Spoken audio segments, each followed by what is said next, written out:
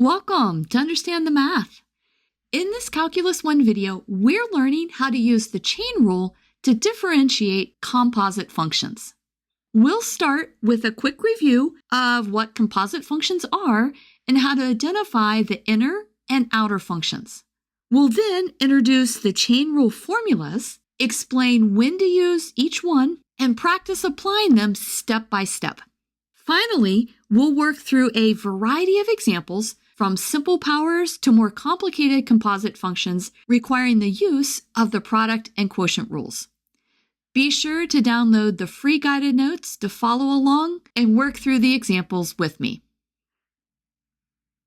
We're going to begin by reviewing what a composite function is because the chain rule is used to find the derivative of a composite function. I've written down here 3 examples of composite functions just so you can get an idea of what they are. We have the square root of 1 plus x to the 5th. We have 2x cubed plus 5 raised to the 4th, or then a trig function such as sine of tangent x. A composite function is a function composed of 2 or more functions. If it has 2 functions, you have an inner function and an outer function. And then say if it has 3 functions, you have an inner, a middle, and an outer function. You can think of a composite function as an M&M. The outer function is just your candy shell, and then the inner function is that really good chocolate filling. A composite function, capital F of x, is written as f of g of x, and there's 2 ways to notate that. It has an inner function, g of x, which we set equal to u, and then it has an outer function, which is then f of u. Let's walk through some examples and see how this works. In each example, we are going to identify the inner and outer functions. This will set us up for learning how to take the derivative of these types of functions. Let's look at our first example. We are given y is equal to the square root of 1 plus x to the 5th. Our inner function is what is inside the square root, and we set that equal to u, and that's going to be 1 plus x to the 5th. And then the outer function is just f of u, which is substituting in 1 plus x to the 5th is equal to u, gives us just the square root of u. Let's look at our second example. This example is y is equal to the quantity 2x cubed plus 5 raised to the 4th power. Our inner function, we are going to again set equal to u, and it's whatever is inside the parentheses, which is 2x cubed plus 5. And then our outer function, we set equal to f of u, and substituting in u is 2x cubed plus 5, we just get u to the 4th. Let's look at one last example. This one's a little bit different because it has trig functions. In this one, we again are going to set our inner function equal to u, and the function inside the parentheses is tangent x, so that's what u is equal to. And then our outer function is going to be f of u. Substituting in that u is tangent x, we just get sine of u. Now that we can look at a function and identify its inner and outer parts, we are all set to go ahead and learn the chain rule. We are now going to go over the formulas for the chain rule and walk through some examples. The chain rule is just a formula for finding the derivative of a composite function. There are 2 variations of this formula that we are going to be going over. In both variations, our composite function is written as f of g of x. In the first variation, function notation is used, and the derivative f prime of x is written as the derivative of the outside function times the derivative of the inside function. In many problems, the function f of g of x is the function g of x raised to the nth power. So I went ahead and I wrote down the derivative. The derivative for this type of a function is the derivative of the outside function, n times g of x to the n minus 1, times the derivative of the inside function, g prime of x. You want to use these formulas once you're comfortable with the chain rule and you want a quick way to find the derivative. In the second variation, down here in this green box on the bottom, Leibniz notation is used, and u is assigned to be the inner function g of x, and then y is equal to f of u, and that's the outer function. The derivative dy dx is then written as the derivative of y with respect to u, that's the derivative of the outside function, times du dx, which is the derivative of the inside function. I would suggest using this second formula when you are first learning the chain rule. It just makes it a little bit easier. And then when the inside function is really complicated. When you use either of these formulas, all you're going to do is take the derivative of the outside function and then multiply it by the derivative of the inside function. Let's now walk through two examples so that I can show you how to use each formula. In both of these examples, we are going to differentiate the function using the chain rule. Let's look at our first example. Our function is y is equal to the quantity 2x cubed plus 5 raised to the 4th power. For this problem, I am going to use the formula that uses Leibniz notation, and we're going to begin by setting u equal to the inside function, and that is 2x cubed plus 5. And then y is equal to just u to the 4th. We just plug in what u is. Now let's write down our formula. We want to find the derivative of y with respect to x, and that's going to be derivative of y with respect to u times the derivative of u with respect to x. This gives us dy dx is dy du. Dy du is just the derivative of this function, and that's going to be 4u cubed. And then du dx is just the derivative of that function, and that is going to be 2 times 3 times x squared. You just subtract 1 from the power. Let's now simplify our answer. We have 4 times 2 times 3, so that's 8 times 3, which is 24.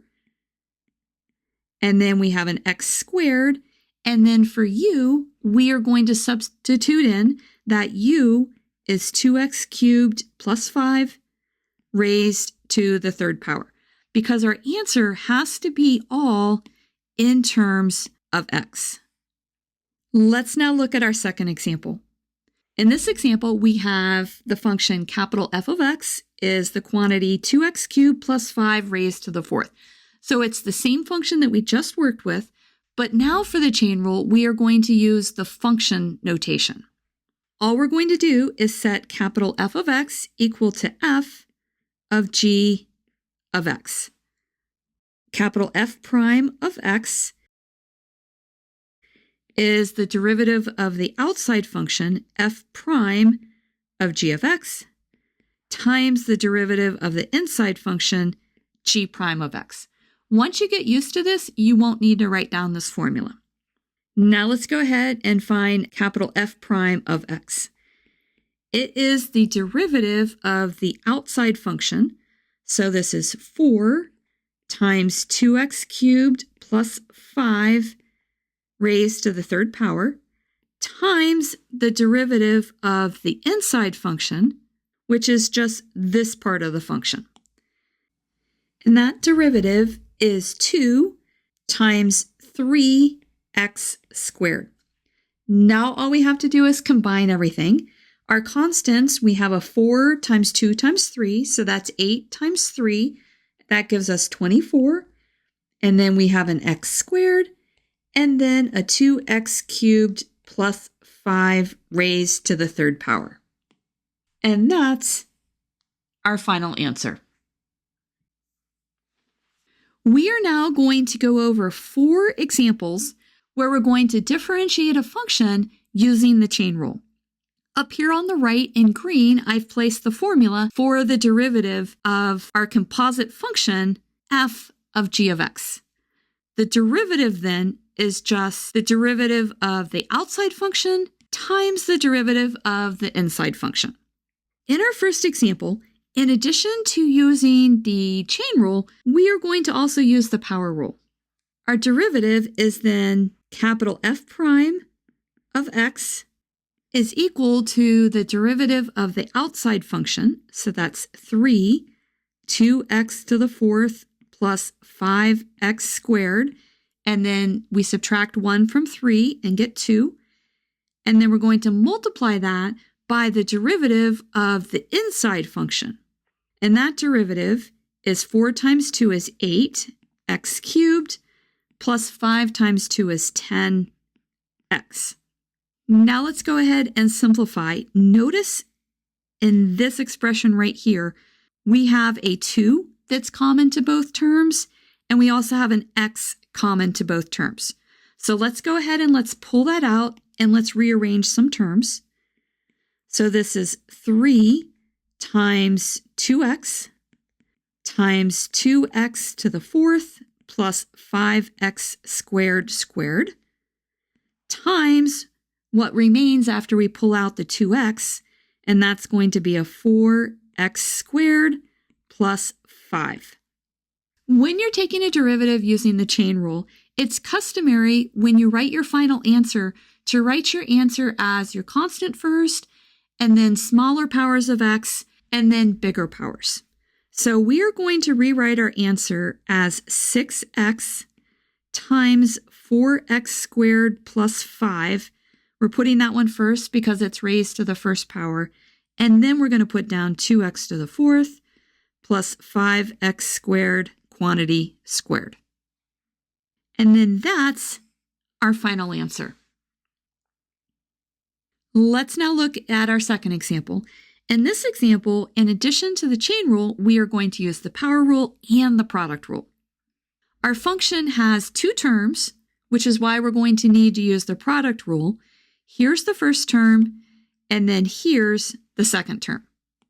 We're going to write our derivative f prime of x as our first term, x to the fourth minus 1 quantity cubed, times the derivative with respect to x of our second term, x cubed plus 1 to the fourth, plus our second term, x cubed plus 1 to the fourth, times the derivative of our first term, x to the fourth minus 1 quantity cubed. Now we're going to use the chain rule. We have the first term, x to the fourth minus 1 cubed. Using the chain rule for this derivative, we bring down the 4, and then we have an x cubed plus 1. Subtract 1 from the 4, and that's 3. Now we have to multiply by the derivative of what's inside, and that is 3x squared. Now let's go to the second piece. We're going to add x cubed plus 1 to the fourth, and then we use the chain rule and take the derivative of x to the fourth minus 1 quantity cubed. So we bring down the 3, and then we have an x to the fourth minus 1 squared, and then we multiply that by the derivative of what's inside, which is 4x cubed. Now we have to simplify all of this. I think it's easiest if we simplify both terms first and then see what combines. Our first term is 4 times 3, so that's 12. We have an x squared, and then we have an x to the fourth minus 1 cubed, and an x cubed plus 1 cubed. And then for our second term, we also have a 4 times a 3, so we have 12. And we have x cubed, and then we have an x cubed plus 1 to the fourth, and then x to the fourth minus 1 squared. Now let's see what both terms have in common. they both have a 12, so we can pull the 12 out. And then they both have an x term, and we can only pull out the lowest x term, so that's going to be x squared. So we pull out x squared. And then they both have an x to the fourth minus 1, and we can pull out the lowest power, which is a squared power. So this is x to the fourth minus 1 squared. And then lastly, they both have an x cubed plus 1, and we'll pull out the lowest power, which is a 3. So this is x cubed plus 1 cubed. Now we have to see what's left. In our first term, we're going to have one more x to the fourth minus 1. And then in our second term, we are going to have an extra x. And then we are going to have an extra x cubed plus 1. Let's go ahead and let's simplify this part. This is x to the fourth minus 1 plus x to the fourth plus x. So this is 2x to the fourth plus x minus 1. And we're going to combine all of this with this. This gives us an answer of 12x squared times x to the fourth minus 1 quantity squared times x cubed plus 1 cubed times 2x to the fourth plus x minus 1. And that took a while, but that is our final answer. For our third example, I chose a function that is going to require us to use, in addition to the chain rule, the power rule and the quotient rule. Notice that our function has a numerator and a denominator. So that clues us in that we have to use the quotient rule. Let's go ahead and take the derivative.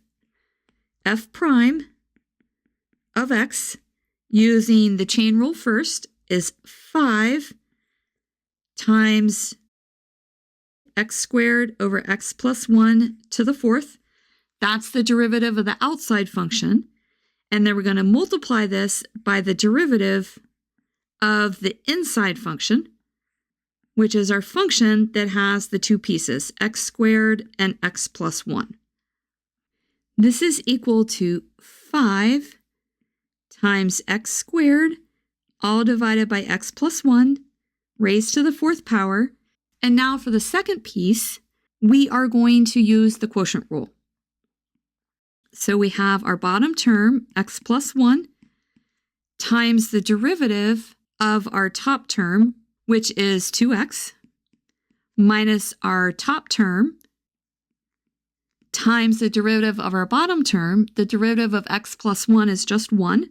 So we multiply that by 1. And then all of this gets divided by the bottom term squared. Let's go ahead and let's see if we can clean this up. This is 5 x squared over x plus 1 to the fourth. In the numerator, we have 2x squared plus 2x minus x squared. And then in our denominator, we have x plus 1 squared. Now we have to combine everything. For this first term, let's go ahead and let's multiply it out, because notice that we have an x plus 1 in the denominator of both of these terms, and we're going to need to combine that. So we're going to write this as 5 times x squared to the fourth. You just take the exponents and you multiply them. So 2 times 4 is 8. And then in the denominator, we have an x plus 1 to the fourth. And then for our second piece, we have 2x squared minus x squared. So that's x squared plus 2x, all divided by x plus 1 squared. This gives us 5x to the 8th, and then the x squared plus 2x. Let me highlight that so you can see what I'm talking about. For that piece, we can pull out an x and write this as x plus 2. And then in our denominator, we have two functions multiplied, which means we add the exponents. So this becomes x plus 1 to the 6th.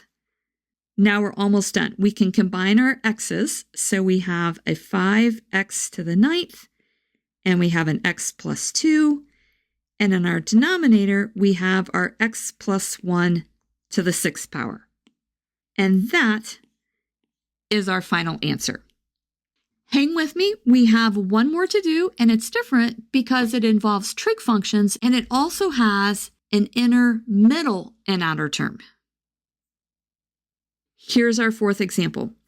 We are going to take the derivative of sine of cosine of tangent x. Since this function has an inner term, a middle term, and an outer term, I went ahead and wrote down the formula for our derivative. It is going to be the derivative of the outside function times the derivative of the middle function times the derivative of the inside function. Our derivative is going to be f prime of x. The derivative of the outside function is the derivative of sine, which is cosine. So we have cosine of tangent x. Now we're going to multiply by the derivative of the middle function, which is our cosine. The derivative of cosine is minus sine, and inside that function is tangent x. And then lastly, we're going to multiply by the derivative of the inner function, which is tangent. The derivative of tangent x is secant squared x. Now we're going to rewrite all of this, and we are going to put our function that just has one piece first, and then the one that has two pieces, and then the one that has three pieces. So we write this as minus secant squared x times sine of tangent x times cosine of tangent x. And that's our derivative. And that's it. You've learned what the chain rule is and how to use it to find derivatives of composite functions, including examples with powers, products, and quotients, and even inner, middle, and outer terms. To really master the chain rule, make sure you work through plenty of practice problems on your own. If this video has been helpful to you, please consider subscribing to my channel.